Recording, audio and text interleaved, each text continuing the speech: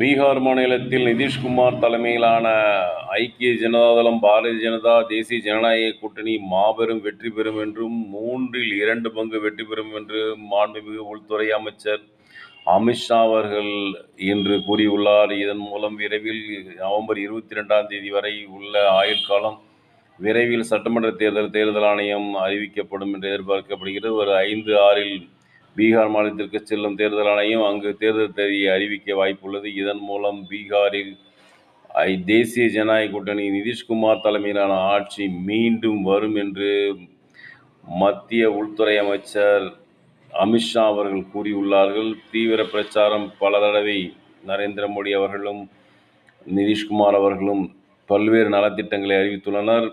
ஒவ்வொரு பெண்களுக்கும் 10,000 ரூபாய் பணம் அளித்துள்ளனர். 1 கோடி பேருக்கு 10,000 ரூபாய் அளித்துள்ளனர் தலா ஒன்றுக்கு. இவர்கள் 3 மாதம் சுயதொழில் நல்லபடியாக செய்தால் மீண்டும் 2 லட்சம் ரூபாய் கடனுதவி அளிக்கப்படுவதாக நிதிஷ்குமார் அறிவித்துள்ளார்.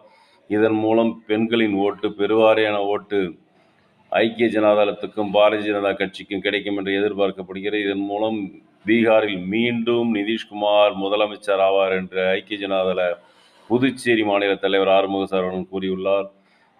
அமித்ஷாவும் கூறியுள்ளார்.